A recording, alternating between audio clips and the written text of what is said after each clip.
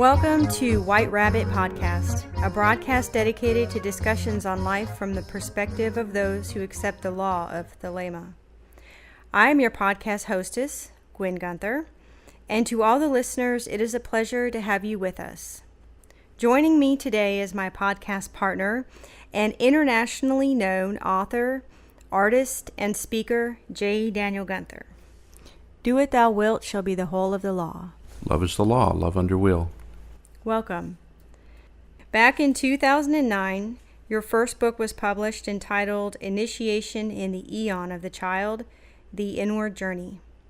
That book focused extensively on the doctrinal structure of Thelema. In many places, you delineate key differences in the point of view of Thelema from preceding schools of thought and religions. You clearly state that Thelema identifies our current period of evolution as the Aeon of the Child, while the preceding epoch is called the Aeon of the Father, and prior to that, the Aeon of the Mother. In an effort to explain this, what I mean here, I'm going to read a small portion of Chapter 1 of your book, Skeleton of a New Truth.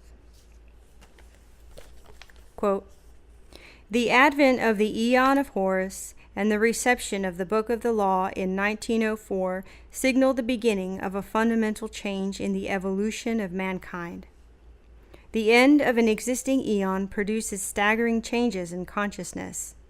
In the secular world, this kind of dynamic innovation is known as a paradigm shift. The paradigm shift in 1904 was on the universal scale, and those who accept the law of Thelema affirm that it was initiated by the intelligences ruling this planet and its evolution. It heralded the end of the era of the dying god and the supersession of Yao as the central formula of initiation. The term eon in the symbolism of Thelema is taken to signify great periods of time traditionally considered as roughly 2,000 years each, that correspond to developmental landmarks in the history of mankind. The first of these great periods of which we have any evidence is called the Aeon of Isis. This was the time of the matriarchs, the great mother gods, of which Isis may be considered the epitome. The period that succeeded it is conveniently called the Aeon of Osiris, the epoch of the father gods, which include Osiris, Jehovah, Jesus, and many others.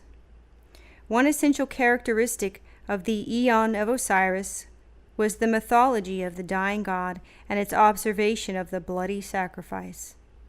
The period in which we now live is known as the Aeon of Horus or the Aeon of the Child."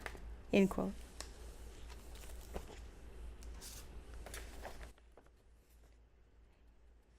In order to discuss what's being said here, I think we need to clarify what eon means. I'll start with the definition given in your book and let you take over from there. All right.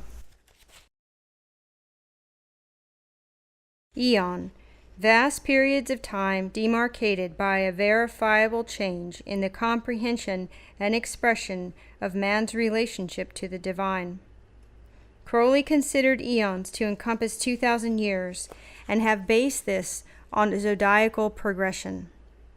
Empirical evidence proves that the Aeon of Osiris exceeded 4,000 years. The period of the Aeon of Isis is unknown. The projected length of time for the current Aeon of Horus is not indicated anywhere in the holy books. It is unknown. Well, to make it all clear, I'd like to back up just a little and talk about the time a long time ago when I read Erich Neumann's book, The Origins and History of Consciousness. Neumann was a Jungian analyst, and when I read this book, I really wasn't sure what I was getting into when I started it, but as I read it, I was completely stunned by what I found. And I discovered it was clear to me that Neumann was attempting to describe the archetypal stages of conscious development of the fetus to the infant to the child to the adult, that he had also outlined the progression of the eons in psychological terms, in the progression of the eons as defined by Thelemites. Neumann's thesis was that in the course of ontogenetic development, the individual ego consciousness has to pass through the same archetypal stages that determine the evolution of consciousness in the life of humanity. Now, that's what we're really talking about when we're talking about eons. Stages that determine the evolution of consciousness in the life of humanity. And Crowley had identified the very first period of which we're aware is the Aeon of the Mother, the Aeon of Isis, the time when the mother goddess, was all things. The next period he called the Aeon of Osiris, because the period that followed the Aeon of the Mother came under the symbolism of the Father, and it was when the Father usurped the reign of the Great Mother and men began to tame the earth. And then he defined that the next stage of development, of course, was the Aeon of the Child, which he called the Aeon of Horus, which we are in now. The child has now usurped the reign of the Father. The child is hermaphroditic in nature, and therefore now we proclaim that men and women will rule the earth as equals. That's the three significant differences between these eons. And we have to go into each one individually to get a better idea of what each one encompasses, what is the character of each, so that we can get a good idea of what encompasses the Aeon of the Child and what we can expect with the development of this eon. All right. I'd like to discuss specifically each eon in the progression that they appear in the history of man, starting with the Aeon of Isis. In your book, you write about some general concepts of the matriarchal eon, which we call the Aeon of Isis, how the mother personified nature and the ceaseless cycle of birth, life, and death, and her mystery is the great round. Could you elaborate in general on that stage in human evolution? All right. One of the key factors in Neumann's thesis as he began to develop it was that these three stages in the development of the human psyche corresponded to three phases of the psyche, which he called introversion, which he corresponded to the womb, the Great Mother; extroversion, which corresponded to initial life outside the womb and the father symbolism. And then he coined a new phrase called centroversion, which combined characteristics of introversion and extroversion. And he corresponded that to the development and maturity of the child. And so with these three aspects, introversion, extroversion, centroversion, we also have symbolism of the three great eons. Introversion corresponds to the Aeon of the Mother, the period of time, as I said, when we call it the Aeon of Isis, when the mother symbolism was all things. Extroversion, the Aeon of the Father, the Aeon of Osiris, as we call it, when the father symbolism becomes predominant. And now with centroversion, I've identified that as corresponding to the Aeon of the Child, the Aeon of Horus, because centroversion implies having both characteristics of the introverted nature and the extroverted nature. It's of both things. When we were, all of us, when we were newly forming embryos in the womb of our mothers, the mother was our immediate and all-encompassing experience. Hence, our experience of the archetypes of the great round, the nurturing great mother, the sacred cave, the primordial waters of creation, and so on, all of these symbols are tied into the symbolism of the great mother. Nobody invented these, we experienced these. And the archetypes are almost endless that correspond to this stage of development.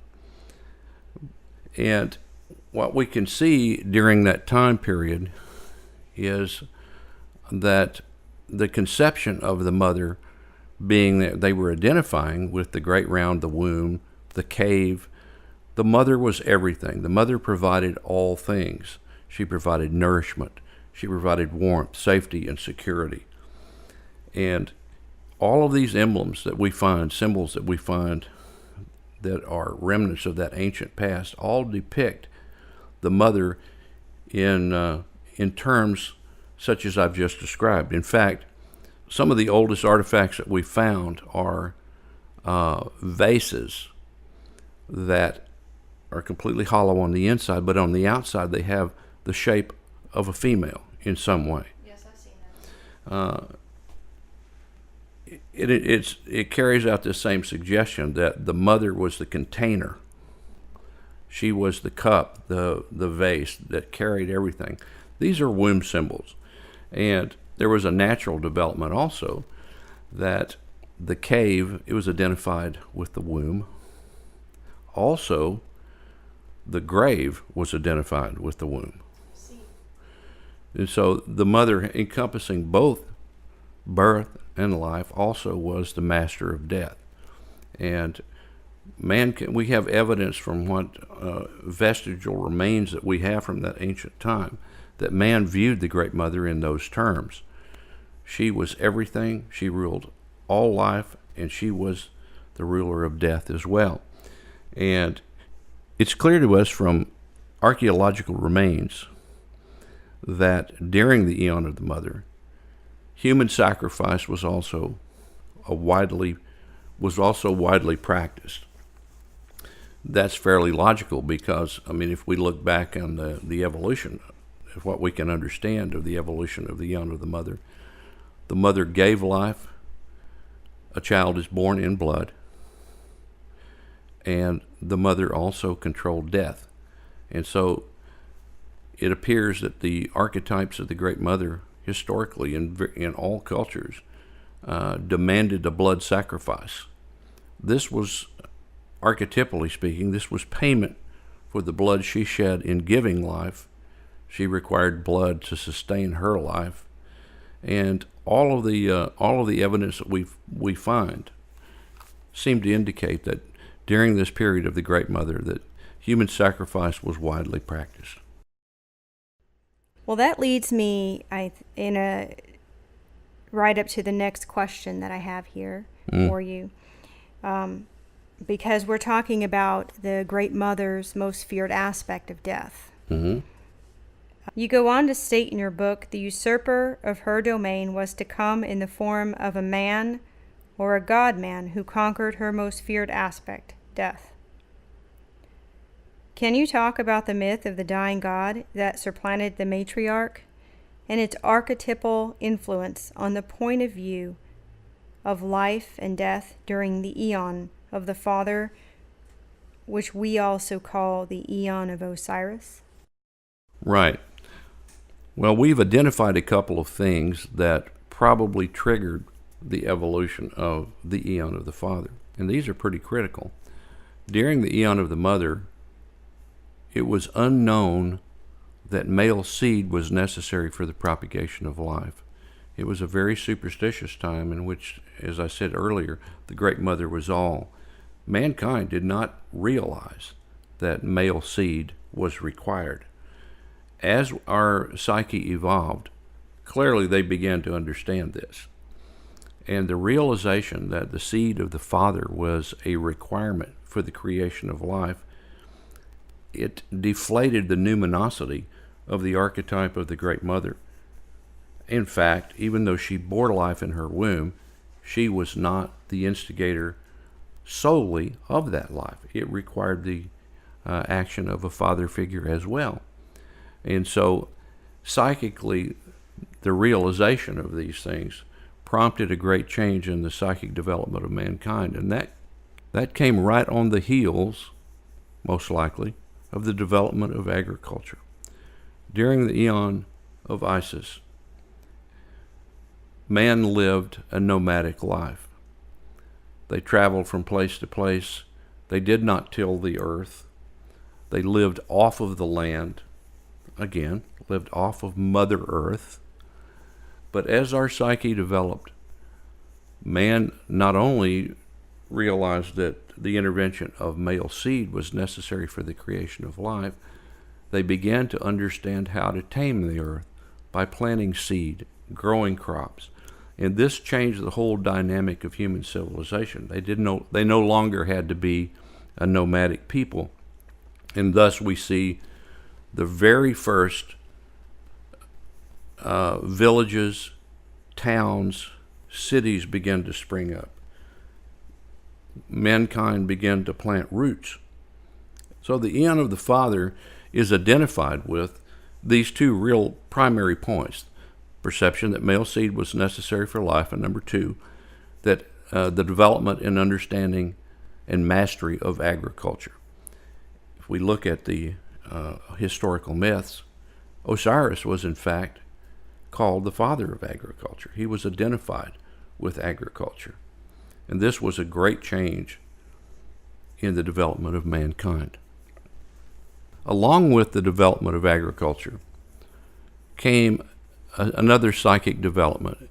That was a moving away from human sacrifice into mankind saw, for example, that when they planted seed in the ground, it disappeared for a time, and then miraculously the plant growth would come back up through the earth. And archetypally, they understood this to be the seed perishing into a grave and then resurrecting. And thus we see the development of the archetypal myths that we have identified as the myth of the dying God. In the Aeon of the Mother, the most feared aspect, as I said, was the fact that she controlled death. She controlled life, but she was the mistress of death also. So we see the development of a new archetypal myth where a human man is slain and then rises from the dead. That myth is really, really important in the development of the human psyche. Prior to this, the fear of the Great Mother, the fear of her mastery of death ruled all things. But now the Savior God had appeared. He had done the one thing that set him in a superior position to the mother. He died and he rose from the dead. And this myth has forms in not only Egyptian culture, we find it in Hindu culture, we find it in myths from all around the world. In the myth of Jesus, too, no doubt. And in later times, yes, the last development of the archetype of the dying God historically comes with the myth of Jesus, who was crucified and after 3 days rose from the dead. Thank you. My next question. In your own words, you describe the shift in consciousness of mankind toward a new eon, which we call the Aeon of the Child, also called the Aeon of Horus, as a paradigm shift. Mm-hmm. I looked up the definition of this phrase, and it's as follows. Quote, a fundamental change in approach or underlying assumptions, end quote. Mm-hmm. I thought about this definition, and the conclusion I came to was that it expresses an internal change that in turn affects the cultural, moral, and religious structure of social and spiritual expectations That's right. in mankind. That's right. Daniel, you were born in 1950 after the advent of the Aeon of Horus. Yes. But your father was born in 1898, which was prior to this paradigm shift. Right. So through your father's influence and your own experience, you have a direct window from then until now. Yes. What are some of the changes that you have heard about through your father, or that you yourself have seen? All right. Well, as we've talked about the advent of the Aeon of Horus, and it occurred with the dictation of the Book of the Law and the first appearance of the law Thelema. And the way I view all of this is, following along Crowley's lines, that with the coming of the new aeon, Thelema is a force at work in the world today in all areas of life at all times. Whether we have knowledge of Thelema as a doctrine, having read the book of the law, whether we have that or not, changes are being wrought in the fabric of human existence in ways that are often unexpected. Because if we stand back and we take a look at the progress of science, medicine, and engineering 100 years prior to 1904, and then you compare that to 100 years since the coming of Thelema, you're going to find that there's a staggering spike in advancement. So is that a coincidence? I don't think it is a coincidence. I think we're undergoing a dramatic change even now, and this is caused by the eon of the child. And yes, I've often wondered what it would have been like for my father, and he and I had numerous discussions about this. He was born in 1898, as you say. He lived to be 95 years old. And in his lifetime, he witnessed an unprecedented upsurge of technology. It spanned the first automobiles that were driven on rutted, unpaved roads to high-speed vehicles driven on well-paved interstate highway systems that crisscrossed the United States. He saw the first telephones, radios, television sets, computers, the first personal computer. He saw the development of our technology advance from the first crude biplanes to landing men on the moon and returning them safely to the earth. He witnessed warfare advance from crude artillery and basic ordnance to the unleashing of an atomic bomb on Hiroshima, Japan. And at that moment, I know that he saw clearly what we had become, that was stated eloquently by Robert Oppenheimer, the scientist who was the head of the Manhattan Project, which developed the bomb. And ironically, Oppenheimer quoted the Bhagavad Gita, and he said, quote, "Now I am become death, the destroyer of worlds," end quote. We had advanced to such a point where now war no longer kills soldiers. It kills nations, and it potentially can destroy the earth. And my point with that lies with the fact that with great power and great change, it must also be accompanied by great wisdom, or destruction may ride nearby on a pale horse. This is the great span of change that we have seen since the advent of the Aeon of Horus. It's just since 1904. It's staggering when you compare it to the history of change prior to the advent of the Aeon of Horus. We can see from some of the changes that you have described that just in this very short period of time, from 1904 until today, that the changes in human evolution have been astronomical. I mean, yeah, that's right. I don't think that there's another period of time where humankind, at least that we know of, that humankind has developed so much in such a small amount of time. I think that's correct. I'd like to clarify Aeon and its time frame that was set forth originally in Skeleton of New Truth. That was the chapter that I read in the beginning of this podcast, where you state that the term Aeon and the symbolism of Thelema is taken to signify great periods of time traditionally considered as roughly 2,000 years each. Right. But if we go to the glossary definition, which we also already read, you give a time frame here of 4,000 years for just the Aeon of Osiris, and you also say that the Aeon of Osiris exceeded that 4,000 years. Mm-hmm. Could you help clarify that time frame that we're looking at for the eons? Right, I can. As we're discussing the three major stages of development corresponding to these periods of the eons as Crowley defined them, I critically began to examine Crowley's theory of the progression of the eons, and which he based on astrological progression. So, and he talked a lot about the changes that we can expect to see with the coming of the new eon. So, logically speaking, when the Aeon of the Father first presented itself, there should have been telltale markers in history to show a change from the Aeon of the Mother to the Aeon of the Father, just like we are able to see now telltale changes from the Aeon of the Father to the Aeon of the Child.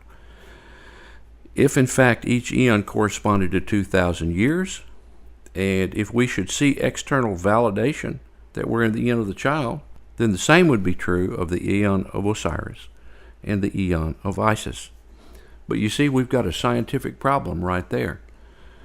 If you start at April 8th, 1904, and you go back in time 4,000 years, do you see evidence of the Aeon of Isis dominating the world?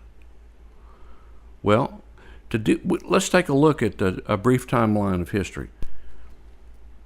If we go back 2,000 years prior to 1904, according to Crowley's astrological progression, the origin of the Aeon of Osiris would be 96 BC, during the age of Aries. Really? What was going on in 96 BC? The Colosseum had been built in Rome 20 years prior. The Roman Empire had extended to Mesopotamia, Arabia, and the Balkans. The first Gospels of the New Testament were being written.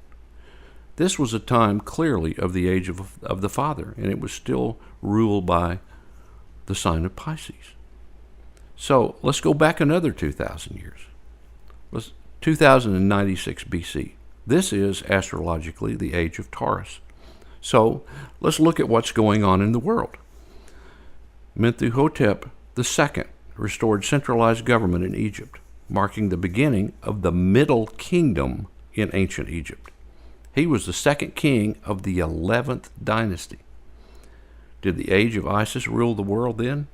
No, not even close. So, let's go back to 3,000 years BC. Now we're still in the age of Taurus. What was going on? Pharaonic rule was being established in Egypt. The Great Pyramid of Giza had been built about 50 years prior. We can date the earliest hieroglyphics to about 3600 BC in Egypt. If we go back as far as 5,500 years BC, this is the age of Gemini. Now this is 7,404 years before the new Aeon. We see the beginnings of an agricultural culture in Egypt. Remember what I said? The ancient Egyptians called Osiris the father of agriculture. The development of agriculture was one of the cornerstone markers of the Aeon of the Father.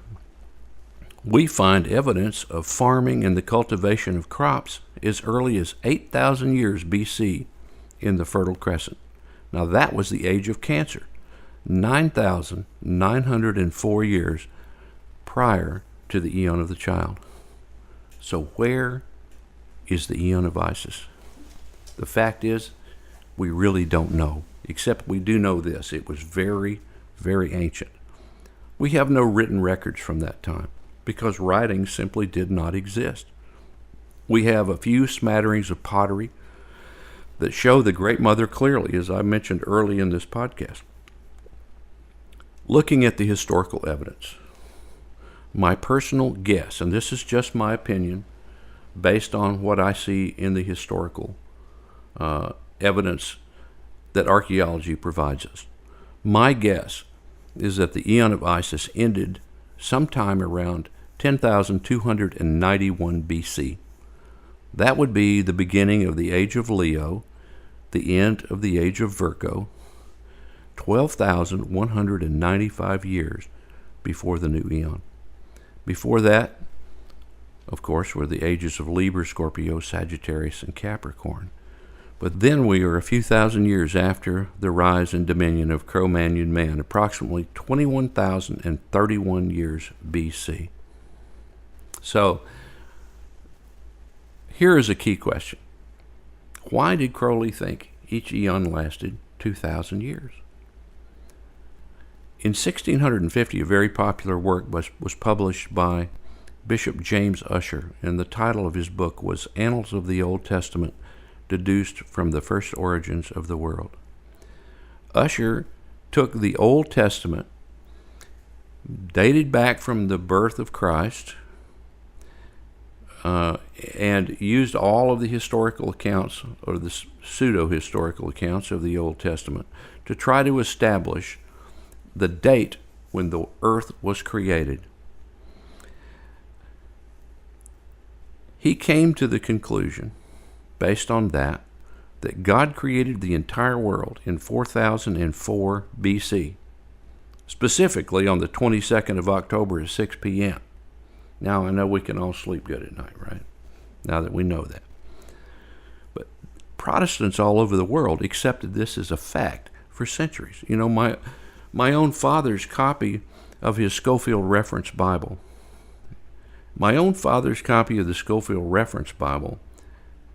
if we go back to Genesis chapter 1, verse 1, in the margin, you'll see the notation about the creation of the world, and it's dated 4004 BC. Protestants believed that. My father believed it too. Now, Bishop Ussher's book would have been well known in the Crowley household. It was well known in any Protestant household in those days. Now, this is just my conjecture. I may be wrong, but I doubt it. I think Crowley grew up with that in his background. I know I did. And so when he saw 2 eons of 2,000 years each, it falls pretty close to 4004 BC. It probably didn't sound too strange.